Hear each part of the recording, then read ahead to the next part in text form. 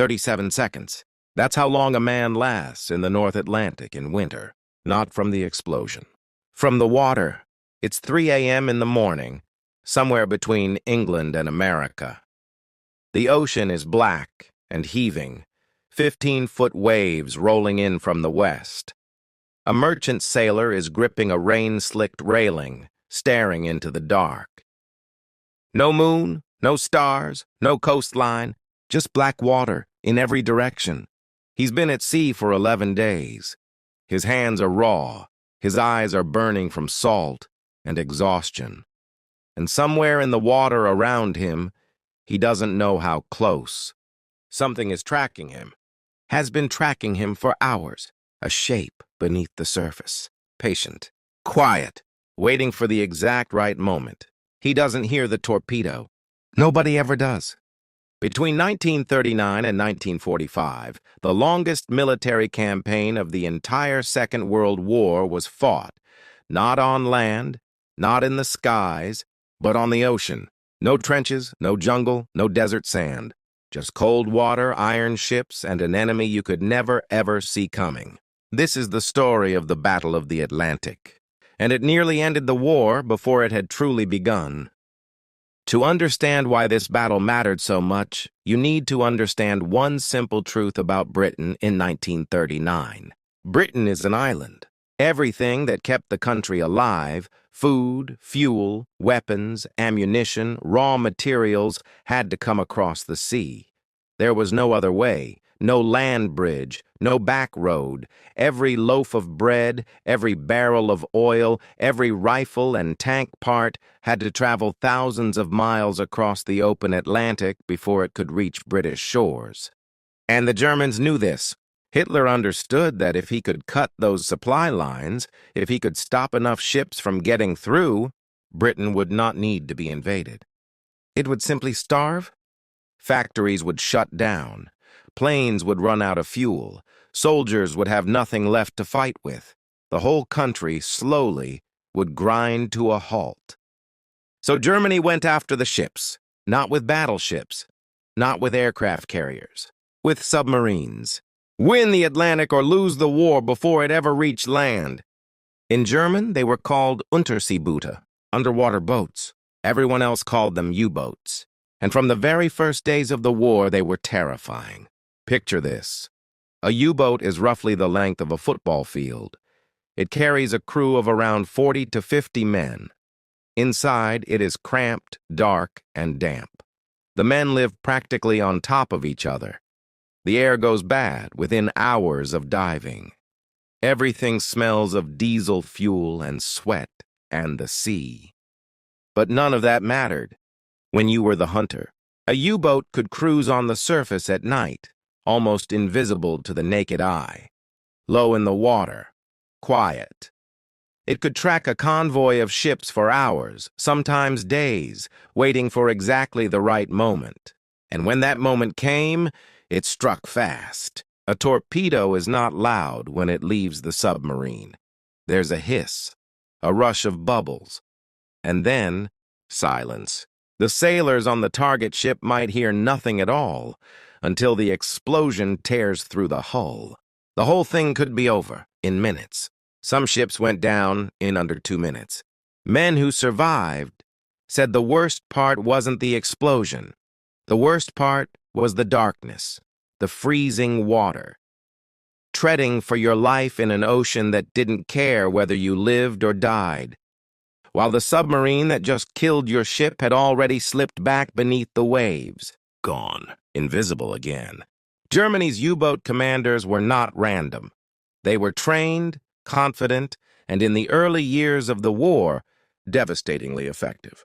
The most dangerous period came in 1940 and 1941.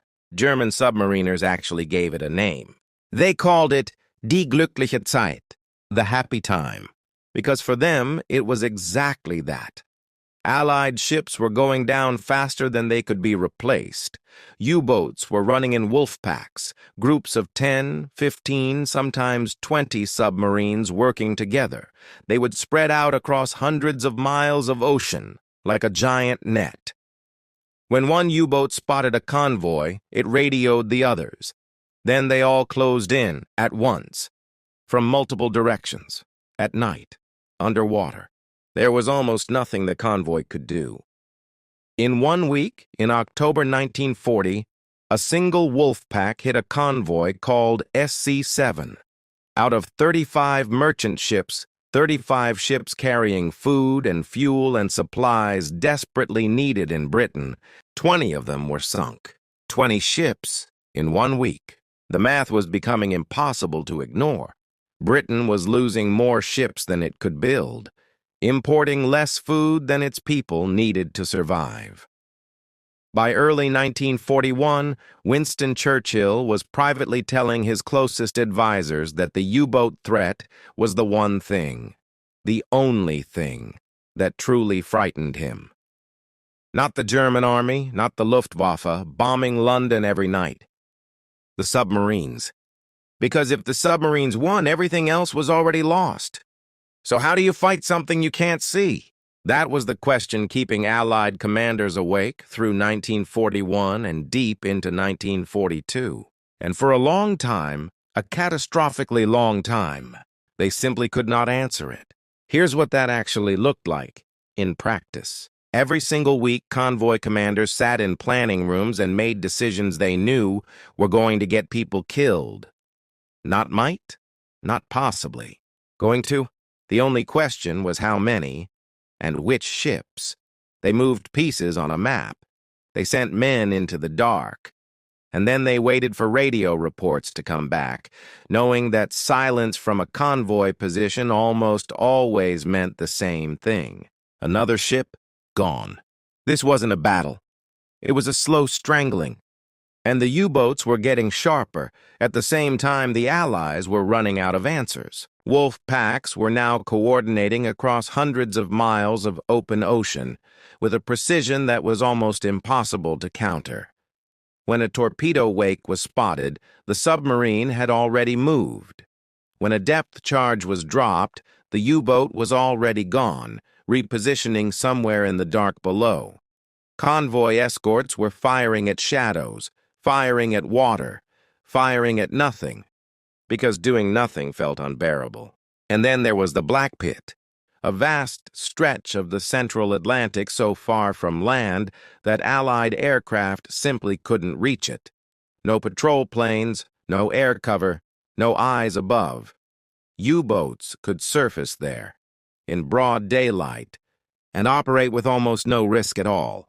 The Black Pit became a graveyard. Month after month, ships sailed into it and didn't come out the other side. Now here is the number that almost never gets talked about, and it should. At the peak of the crisis, British war planners ran the cold, hard numbers on the supply situation and reached a conclusion so alarming it was classified at the highest level. If the loss rate continued, if nothing changed, Britain had roughly 12 months before the supply position became unrecoverable. 12 months. Not years, not a generation. 12 months, and then the math permanently stopped working in Britain's favor. That is how close this came. Churchill, a man who had survived wars, political collapse, and the nightly bombing of his own capital, said later that the U-boat campaign was the only thing during the entire war that gave him genuine fear. Not anxiety, not sleepless nights, fear. When Winston Churchill uses the word fear, you stop and you pay attention. Because Churchill understood something that the history books sometimes bury beneath the bigger, louder stories. D-Day, Normandy, the liberation of Europe. None of it happens if Britain runs dry first. Not one soldier lands on a beach. Not one tank rolls through a liberated town.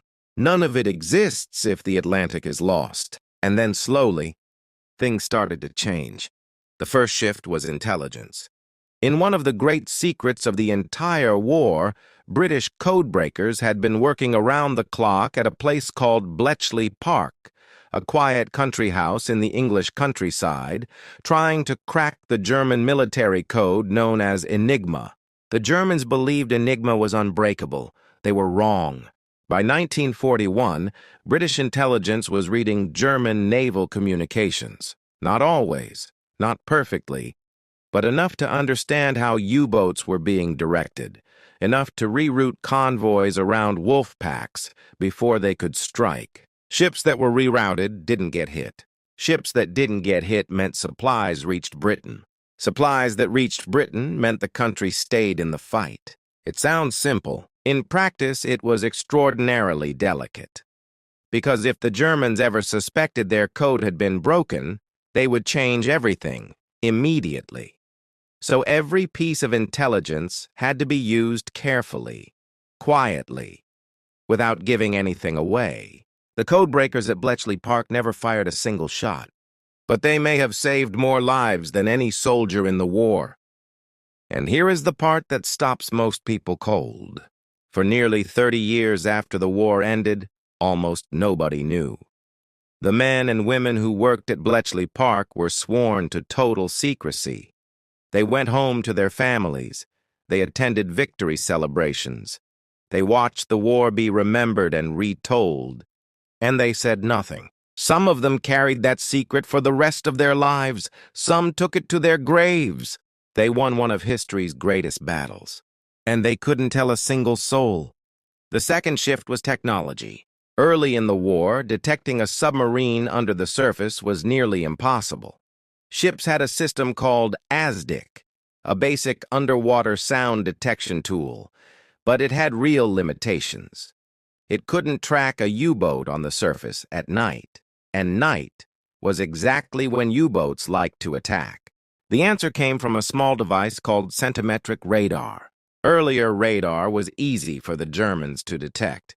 They had equipment that picked up the signal and warned the U-boat to dive before the aircraft even got close. Centimetric radar worked on a frequency the Germans couldn't detect. A U-boat commander would be cruising on the surface on a dark night, thinking he was completely invisible. No lights, no engine sounds, nothing. And then suddenly, out of the black sky, a plane. Searchlights blazing, depth charges dropping. The U-boat crews called it coming out of nowhere. That was exactly the point. The radar found them before they could hear the engines, before they could react, before they could dive to safety. For the first time, the hunters were being hunted. But the single biggest turning point in the entire battle came from an unlikely place. America. The United States entered the war in December 1941 after Japan attacked Pearl Harbor. And while most people think of America's contribution in terms of soldiers and tanks and aircraft, the most important contribution to the Battle of the Atlantic was simpler than all of that. Ships. America had the industrial power to build ships faster than Germany could sink them. Much faster. The Americans designed a new cargo vessel called the Liberty Ship. It wasn't elegant. It wasn't sophisticated. It was essentially a giant floating box, built to be produced as quickly and cheaply as possible. Early in the war, one Liberty ship took around 230 days to build.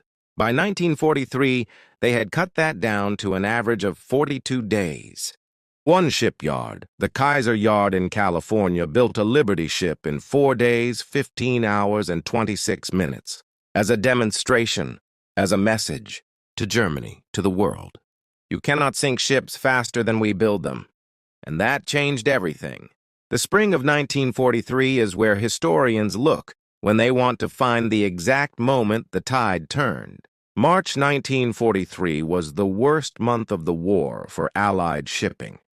U-boats sank more than 600,000 tons of supplies in a single month. For a brief, terrifying moment, it genuinely looked like Germany might actually win this thing. Then May came. In May of 1943, the Allies lost 41 ships to U-boats. But Germany lost 41 U-boats. For the first time in the entire war, the exchange rate had flipped. Germany was losing submarines as fast as they were sinking convoys. And a submarine takes far longer to build than a Liberty ship. A U-boat crew takes years to train.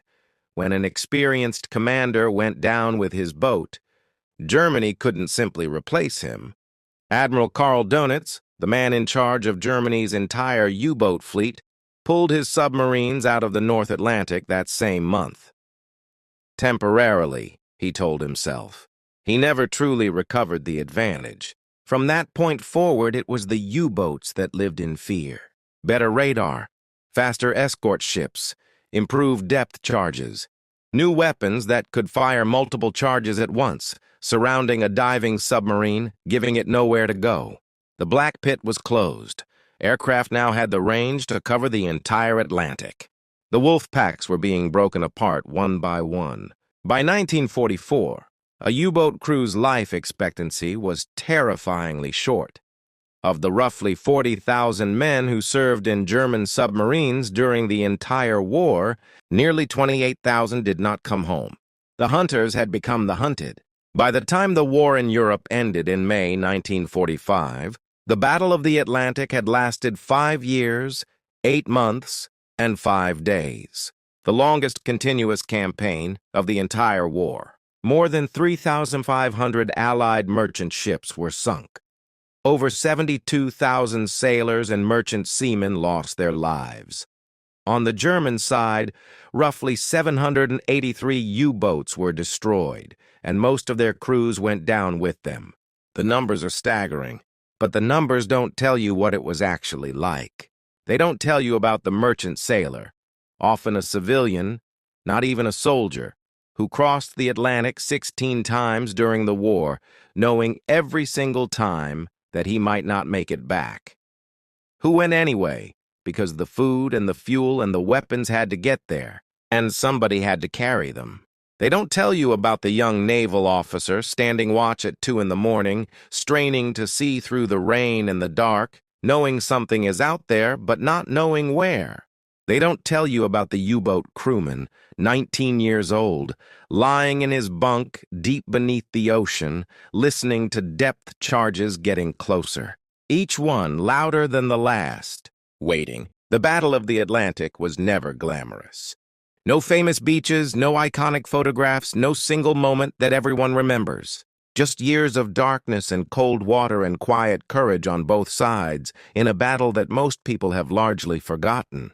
And that forgetting is its own kind of injustice. Because here is the truth that gets buried beneath the bigger, louder stories of D-Day and the fall of Berlin.